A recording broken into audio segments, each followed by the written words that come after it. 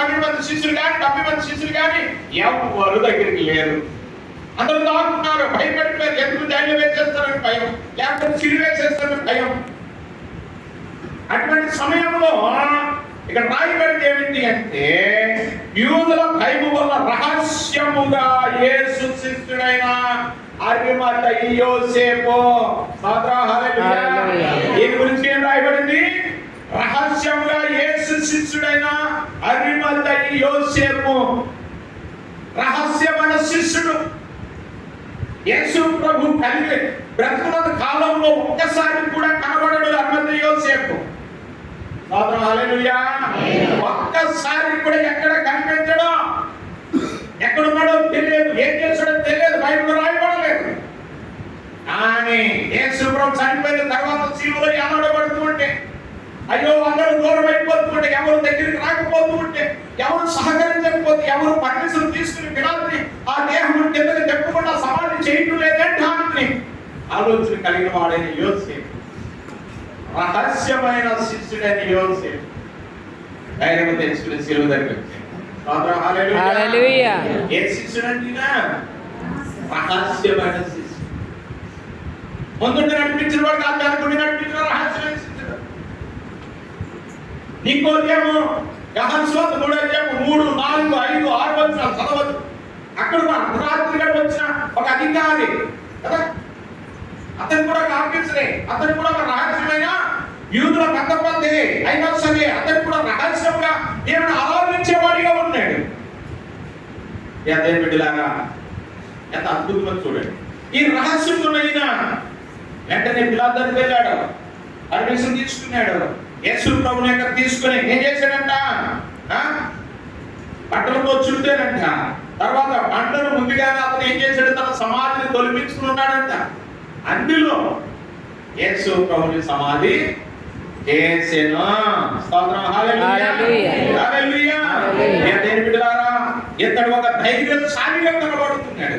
ఎవరు ఎన్ననుకొని, ఎవరు ఏమి చేయని, నేను మాత్రం యేసు సిలువలో నుండి ఆయన తిప్పి, ఆయన మాత్రం సిలువలో నుండి తిప్పి ఆయన సమాధి నేను చేయాలి. ఆ భాగ్యం నేను పొందాలి.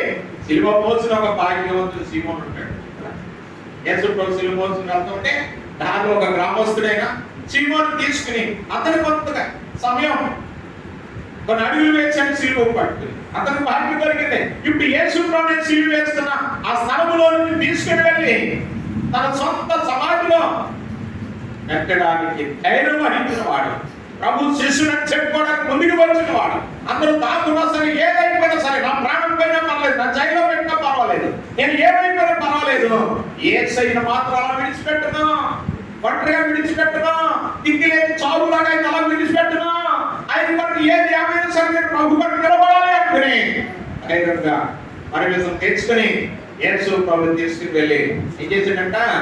తన సొంత స్థలంలో, సొంత సమాధిలో, ఆయన తొలిపించుకున్న కొత్త సమాధిలో యేసు ప్రభుని ఉంచినట్టుగా మనం చూస్తా ఉన్నాం. స్తోత్రం, హల్లెలూయా. అరిమతయి అని రాయబడింది. అరిమతయి అనేది మొదటి సమయాల గ్రంథం మొదటి వచనంలో ఉంటుంది. అక్కడ ఏమని రాయబడిందంటే, ఎఫ్రాయిము మన్యమందు రామతయిము సోపీము పట్టణము వాడు ఒకడుండెను. ఈ రామతయిము అనే యొక్క గ్రామం పేరే రాను రాను అరిమతిగా పిలవబడింది. ఇది యెరూషలేముకి 20 కిలోమీటర్ల దూరంలో ఉంది. ఇది ఎవరి గ్రామం అంటే ప్రవక్త సమూయేలు సొంత గ్రామం, స్వగ్రామం. ఆ గ్రామస్తుడు అరిమతయి యోసేపు. అటువంటి వ్యక్తి యేసు ప్రభువుకి ఏం చేశాడు చూడండి. మార్కు సువార్త 15:42 వచనం రండి. 15:42. ఆ దినము సిద్ధపరచు దినము అనగా విశ్రాంతి దినములకు పూర్వ దినము కనుక సాయంకాలమైనప్పుడు అరిమతయి యోసేపు తెగించి పిలాతు వద్దకు వెళ్ళి యేసు దేహము తనకిమ్మని అడిగాను. చాలు అంతే. చూడండి, అక్కడ రాయబడిన గొప్ప మాట 43వ వచనం రాయబడింది. సాయంకాలమైనప్పుడు అరిమతయి యోసేపు తెగించి, అది అర్థం చేసుకోండి, తెగించినట్టయినా తెగించి, తెగించినట్టు అర్థం ఏంటి? తెగించడం అర్థం ఏంటి? ప్రాణాలు పైగా పెట్టాడు. తెగించి నన్ను చంపేసిన పర్లేదు, నన్ను జైల్లో వేసిన పర్లేదు, నన్ను వెలివేసిన పర్లేదు, యూదామందరిలో నుంచి నేను మాత్రం యేసే కొరకు తెగిస్తాను. హల్లెలూయా. అంటే యోసేపు అంట తెగించి ఉందా తెగింపు నీ కొరకు? యేసే కొరకు తెగింపు ఉందా? ఈరోజు నేను తెగించాలి ప్రభు కొరకు, తెగించి వెళ్ళాలి ముందుకి, తెగించి కార్యం చేయాలి, తెగించి మందిరం కట్టాలి, తెగించి కార్యం చేయాలి. నాకు అసలు అవ్వచ్చు కానీ సార్ నువ్వు చేయగల దేవుని ద్వారా నేను చేయాలి ఏదో ఒకటి. తెగింపు కావాలి ప్రభు కొరకు.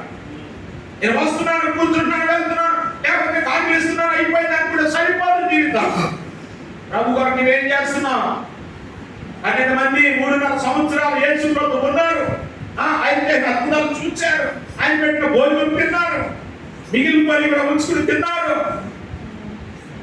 యేసు ప్రభు గొప్ప సేవ చేస్తాడు అనుకున్నాడు ఆయన. నేను ఎలాగైపోయాను చెప్పండి? దాక్కునే వారిగా అయిపోయారు. ఆయన బ్రతికొండగానే విడిచిపెట్టేశారు అందరం. నీ కూడా మాకు అవసరమైతే నా ప్రాణం పెడతాను. పేదలు గారికి కూడా ఏమైపోయాను? సైడ్ అయిపోయాను. అమ్మో నాకు కదే, అమ్మ తోడు, నాన్న తోడు, ఆయన ఎవరు నాకు కదే, నేను ఎప్పుడు చూడలేదు 3 సార్లు వంకినవాడు. ఎలాగైపోయారు చూడండి. కానీ ఎప్పుడు ముందుకు రాకుండా రహస్యముగా యేసును ఆరాధిస్తున్నా అరిమతె యోసేపు ఏం చేశాడంట? తెగించాడన్న ప్రభువు. హల్లెలూయా. అయ్యో నా ప్రభు ఆ సిలువలో ఉండడం నాకు ఇష్టం లేదు, ఒక దుర్మార్గుడిగా ఆ సిలువలో వేలాడడం నాకు ఇష్టం లేదు, ఒక పక్షులు తినేసే ఆ శవంగా యేసు ప్రభు ఉండడానికి లేదు. అది నేను చేయగలను. బ్రతికినంత కాలం ఏం చేయలేకపోయానే, కనీసం కూడా సీమో నాకు భోజనం పెట్టలేకపోయానే. ఇప్పుడు నేనేం చేయాలి? ఇప్పుడు నేను తెగించాలి. ప్రభు కొరకు ఏదో చేయాలి. ఏంటి చేయాలి? ఆయన దేహాన్ని అనాదిగా విడిచిపెట్టడానికి వీలు లేదు. నేను ముందుకు వెళ్తాను. తెగించి ఎందుకు తెగించాడు? మనం చూస్తే బైబిల్లో అతడు యూదుల సమహెడ్రిన్ అనే సభలో పెద్ద, యూదుల పెద్దయినా, యూదుల పెద్దయినా ఈ 70 మంది ఏదైతే నిర్ణయం చేశారో యూదులకి ఖచ్చితం అదే జరగాలి. ఆల్రెడీ యేసు ప్రభు యొక్క మరణం గురించి ఇస్కరియోతు యూదాకి ఏం చేశారు? డబ్బిచ్చారు, చంపడానికి ప్రయత్నాలు చేస్తున్నాడు. అవన్నింటినీ ఎదిరించి ఇతడు ప్రత్యేకంగా యేసు కొరకు జీవించిన వాడు. కనబడటం లేదు మనకి వాక్యంలో. కానీ ఆయన తెగింపు చూసినప్పుడు మనం అర్థం చేసుకోవాలి. సమర్థించాలి. 70 మంది సమ్మతి యేసు ప్రభు సిలువేయించాలి. 69 మంది ఓకే చేశారు. కానీ యోసేపు మాత్రం అయిపోయాడు. హల్లెలూయా. యేసు ప్రభు ఏం చేసినంట? తెగించి. ఈరోజు నీ మాటను పట్టుకోవాలి. యేసు కొరకు తెగించి ఏం చేశారు? వాస్తవం ఏమన్నా చేసావా? ప్రభు కొరకు తెగించి పని చేశారని గుండె మీద చేసి చెప్పండి చూద్దాం. నేను తెగించానండి. దావీదంట యేసయ్య మందిరం కొరకు మొదట తిరుగుతా 29 చదవండి. తర్వాత ఖాళీ ఉన్నప్పుడు ఏమి మందిరం కొరకు వెండి బంగారం కొన్ని లక్షల కేజీలు సిద్ధపరిచాడంట. నేను కష్టపడి నా కష్టంతో నేను సిద్ధపరిచాను, తెగించాను నేను. అయితే సార్ దేవుడు ఏమన్నాడు? అంతా కొంత అబ్బాయి అన్నాడు. ఏంటి దావీదు ఎలాంటి వాడు? ఇష్టుడు, నా ఉద్దేశంలో నెరవేర్చిన వాడు నేను కనుగొంటిని అని లేఖలో రాయబడితే పశ్చిమ విషయంలో తప్ప 11 గ్రంథము 15 అధ్యాయం 4వ వచనంలో రాయబడింది. తన జీవితంలో ఎప్పుడు పాపము చేయకుండా అంతగా కాపాడుకున్న దావీదునే దేవుడు అన్నాడు లేదు నువ్వు కట్టడానికి అన్ని సిద్ధపడి చేశాడు. ఆల్రెడీ నేను బిల్డింగ్ లో ఉంటున్నాను, దేవుడు గుడారంలో ఉంటున్నాడు, ఎలా చేసినా అని బంగారం పెట్టి రాయి దేవదారు కర్రలు అన్ని సిద్ధపరిచిన దేవుడు అన్నాడు నీ చేతులు రక్తం చిందించావు కనుక నీ ద్వారా కాదు, నీ దయ వలన, నీ ఆత్మీయత వలన, నీ పరిశుద్ధత వలన నీ పుట్టిన కుమారుడు ద్వారా నేను మందిరాన్ని కట్టించుకుంటానని చెప్పాను. స్తోత్రం. హల్లెలూయా. దావీదు యథార్థవంతుడు, నీతిమంతుడు, దావీదు కుమారుడు అనిపించుకోవడానికి యేసు ప్రభువు భూమి మీదకి వచ్చాడు. వాక్యానుసారముగా దావీదు కుమారుడు, దావీదు వంశమును యేసు ప్రభు ధర్మించాడు. తర్వాత ఇప్పుడు మళ్ళా రాబోతున్నాడు. వచ్చినప్పుడు ఆయన ఏం చేస్తాడు? 1000 ఏళ్ల పరిపాలన చేస్తాడు. 1000 ఏళ్ల పరిపాలన కూడా ఆయన దావీదు కుమారుడు గారి పేరు పొందుతాడు. అంత పేరు చేశాడు దావీదుకి, అయినా మాదిరికంటే వేలు. అది సొలొమోను ఏమైనా యోగ్యుడా? చెప్పండి, సొలొమోను ఏమైనా మంచిడా? 1,00,000 ఉందా? కొన్నాళ్ళు ఉన్నాయి మందిని కట్టేవారు. 7 సంవత్సరాలు మందిని కట్టాడు, బాగానే ఉంది. తర్వాత భార్యల కొరకు 20 సంవత్సరాలు ఏం చేశాడు? నగరాలు కట్టించాడు, రకరకాల కార్యాలు తెచ్చుకున్నాడు, ఆత్మీయలో పోయాడు, విగ్రహాలను అయిపోయాడు, చేయడానికి కార్యాలు చేశాడు, దేవుడికి దూరం అయిపోయాడు, భయంకరంగా చివరి దినాలు ముగించుకున్నాడు. ఆత్మీయత లేని వ్యక్తిగా ఉన్నాడు. కానీ తన మొదటి దినాల్లో దేవుడు అతని ద్వారా మందిరాన్ని కట్టించాడు.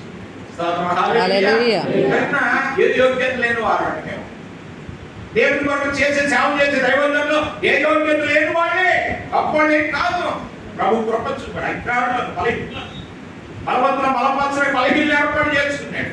జ్ఞానవంతులను సిగ్గుపరచడానికి అజ్ఞానులను దేవుడు ఏర్పాటు చేసుకున్నాడు. లేఖనాలు చెప్తుంది. మొదటి కొరింథీ 28-29 వచ్చిన కలిగిన మీ జ్ఞానవంతులు అవ్వచ్చు, మీరు తెలివైన అవ్వచ్చు, మీరు ధనవంతులు అవ్వచ్చు, లేకపోతే అన్ని తెలిసిన వాడు ఆయన. కానీ ప్రభు కొరకు తెగించి ఏం చేస్తున్నాను? యోసేపు తెగించాడు.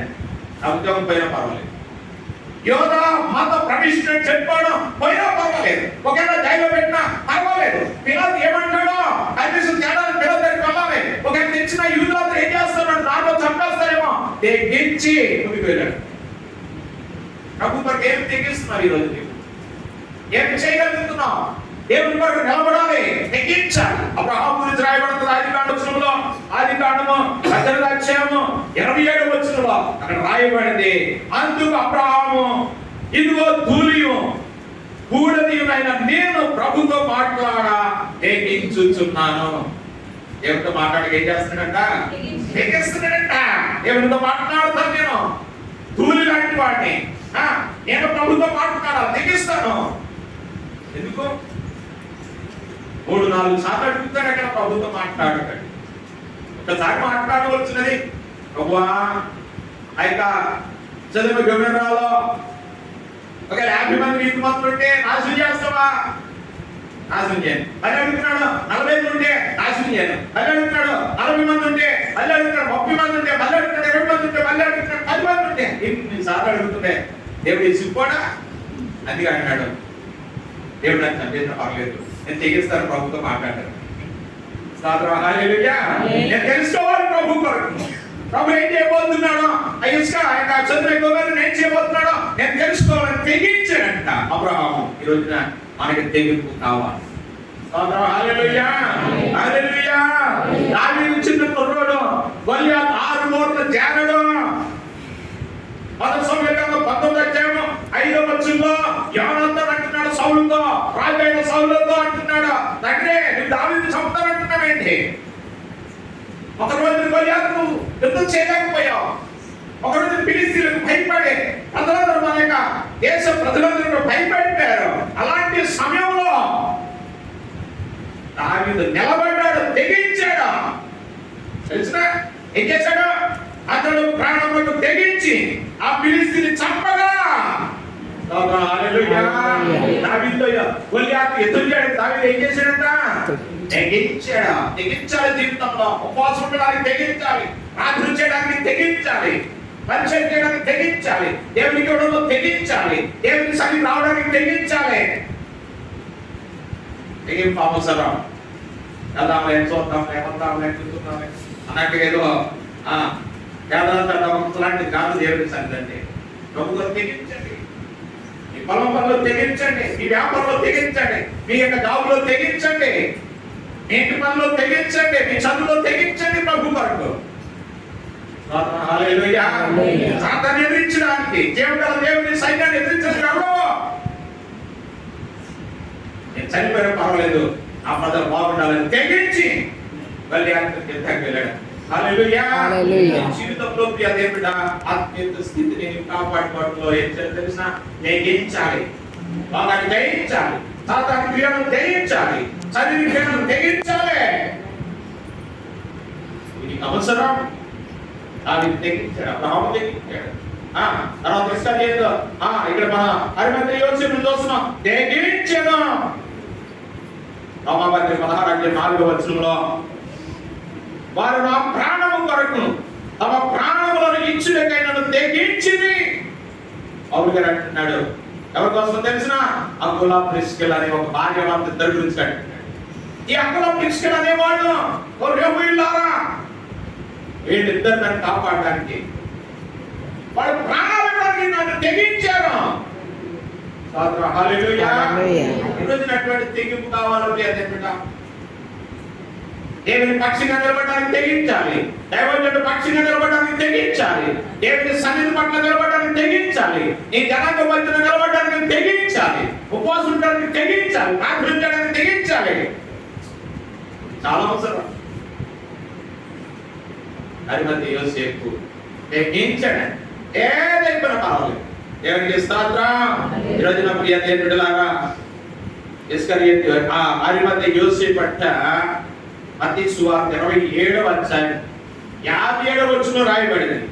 యేసు శిష్యుడిగా ఉన్న అరిమతయి యోసేపు అను ఒక ధనవంతుడు సాయంకాలమైనప్పుడు వచ్చి. చెప్పండి, అరిమతయి యోసేపు ఎవరు? పేదడా? ఎవరంట? ధనవంతుడంట. గొప్ప ధనవంతుడు. ధనవంతుడు అయ్యండి. ఏం చేశాడు? తను తాను తగ్గించుకుంటాడు తన ఆస్తి కొరకు. ఎందుకంటే ధనవంతుడు కాబట్టి తన కొండలో తన పాటలో ఏం చేసుకున్నాడు?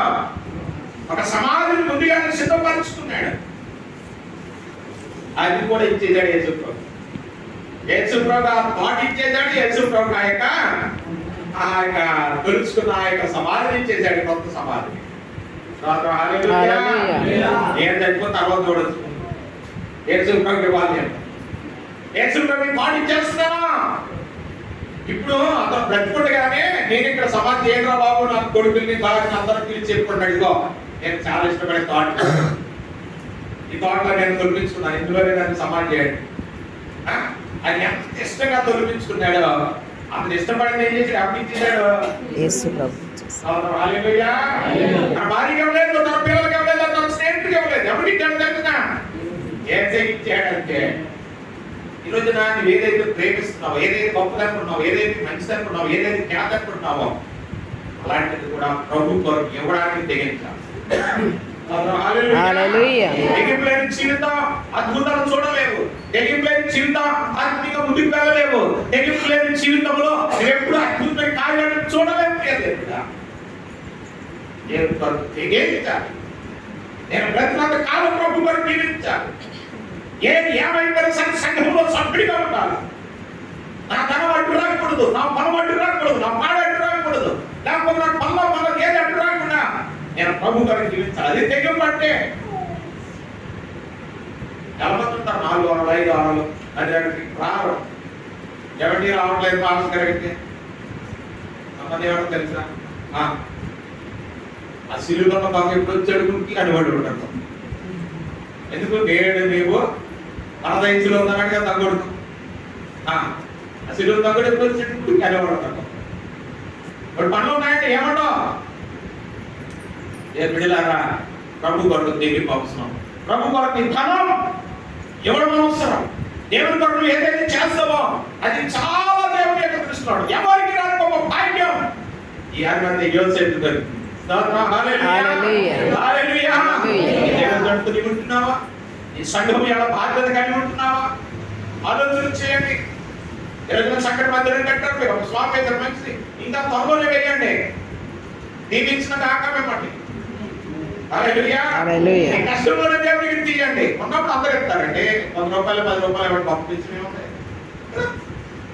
లేనప్పుడు ఈ అప్పు చేసి దేవుడి రహస్యంగా మనందరూ చెప్తున్నా ఇల్లు చెప్పి అలా నాయన రాజు గారు 1000 రూపాయలు ఇచ్చారు, వారిని వారి కుటుంబాన్ని దేవుడు దీవించరు కావో అని వారినంతా ప్రచారం చేస్తున్నటువంటి రహస్యం ఈ అరిమతయి యోసేపు చేశాడు. రహస్యం తన భార్య గురించి కానీ పిల్లల గురించి కానీ ఆలోచన చేయలేదు. ఎవరు ఏమనుకుంటారో ఆలోచన చేయలేదు. ప్రభు కొరకు ఆలోచన చేశాడు. ఆ ప్రభు అలవాటు పడటానికి వీల్లేదు. ఆ ప్రభు ఆ దిక్కులేని చావులా ఉండకూడదు. ఆ ప్రభుని తీసుకెళ్ళి ఎక్కడో పాడేయడానికి వీలు లేదు. ఎందుకంటే ఆ రోజులు అలా ఉండేది అంతే. అలా పాడేయడానికి నా ప్రభు నేను ఇష్టపడదని హైదరాబాద్ తెచ్చిన ముందుకు వెళ్ళి ధనవంతుడై ఉండి దేవుని వాక్యాన్ని నెరవేర్చాడు. హల్లెలూయా. యెషయా గ్రంథం 53 వచనం ఏ వచనం అయితే రాయబడిందో ఆ వచనాన్ని అరిమతయి యోసేపు తన సమాధిలో పెట్టి ఏం చేశాడు? మరణమైనప్పుడు భక్తిహీనతతో అతనికి సమాధి నియమింపబడేదని లేఖలో రాయబడింది. ఎందుకంటే తన దొంగలో ఈ పెద్ద దొంగలాగా ఆయన సిలిపేశాడు. అటువంటి కాలంలోకి వెళ్ళకుండా ప్రభుని ఘనపరుచుకుంటూ అరిమతయి యోసేపు ఏం చేశాడు? ధనవంతుడయుండి దేవుని కొరకు నిలబడ్డాడు. కొత్త సమాధిలో దేవుని ఘనముగా సిలువ వేసిన ఆయనను ఘనముగా తీసుకెళ్లి సమాధి చేశాడు. హల్లెలూయా, హల్లెలూయా. లూకాసు వార్త 23వ అధ్యాయం 50 వచనం చదవండి. లూకాసు వార్త 23:50 త్వరగా.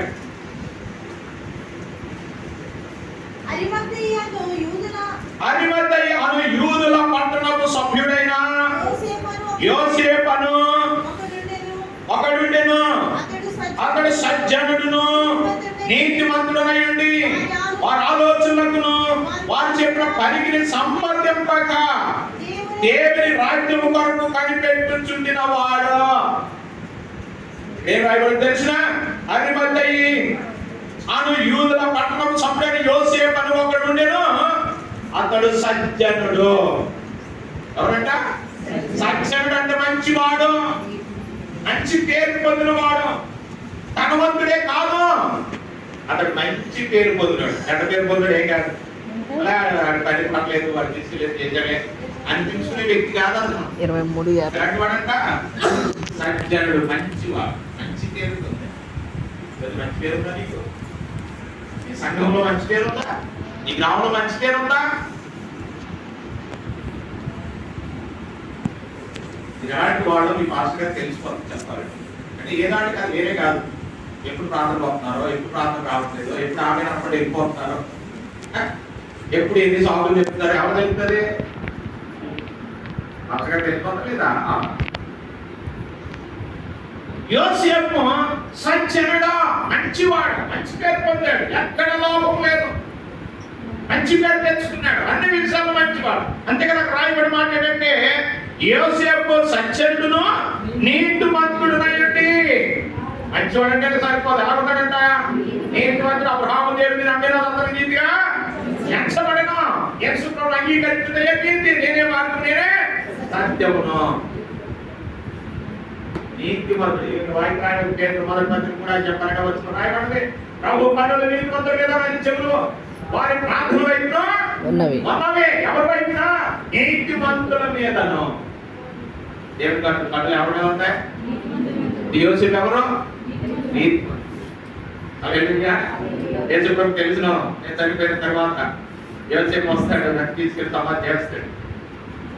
నువ్వేం చేయబోతున్నావో దేవునికి తెలుసును. ఏం చేయటంలో అది కూడా దేవునికి తెలుసును. ఎలా ఉంటున్నావో దేవునికి తెలుసు. ఎప్పుడు ప్రార్థన చేస్తున్నావో దేవునికి తెలుసు. ఎప్పుడు బైబిల్ చదువుతున్నావో దేవునికి తెలుసును. ఏ విధంగా దేవుని సభలో క్రమంగా కూర్చుంటున్నావో దేవునికి తెలియదు. లేదు.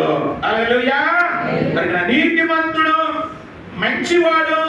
అంతేకాదు అక్కడ రాయబడింది అతడు, ఇంకొక మాట కూడా మార్క్స్ 15:43 రాయబడింది, అతడి ఘనత వహించిన యొక్క సభ్యుడై.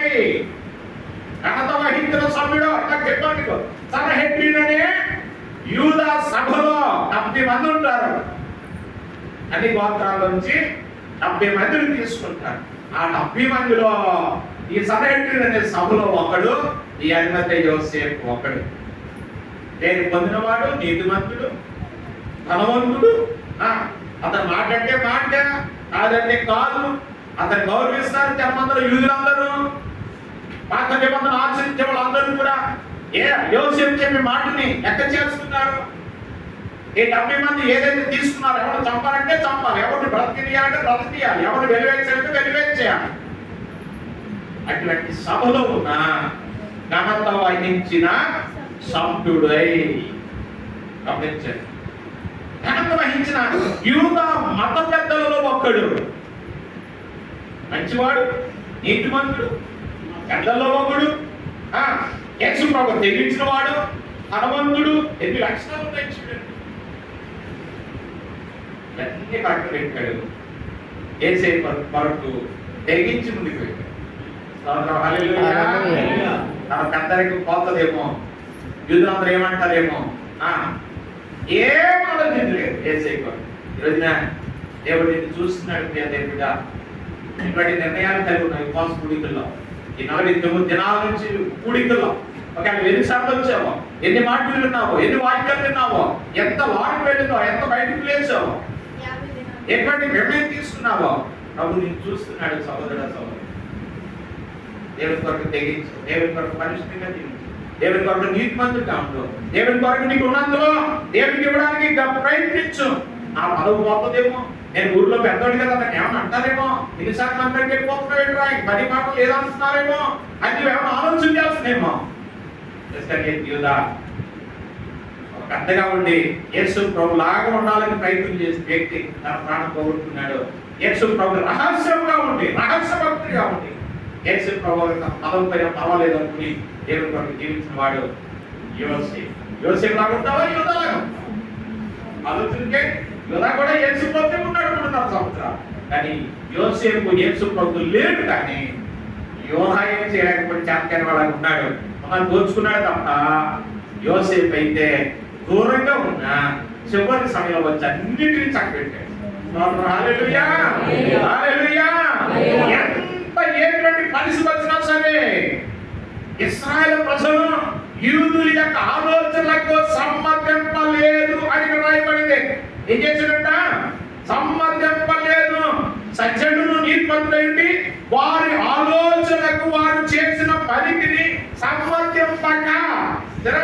ఈ 70 మందిలో యోసేపు ఒక్కడే ఎదిరించాడు. యేసుప్రభు పాటించుకోవటం కాదు, యేసుప్రభు సిలువేయడం తప్పు చెప్పడం కాదు. నేను ఒప్పుకోను, వాటికైతే 9 ఆలోచిస్తున్నారు, మీరు లేదు అని ఎదిరించినవాడు ఎవరంట?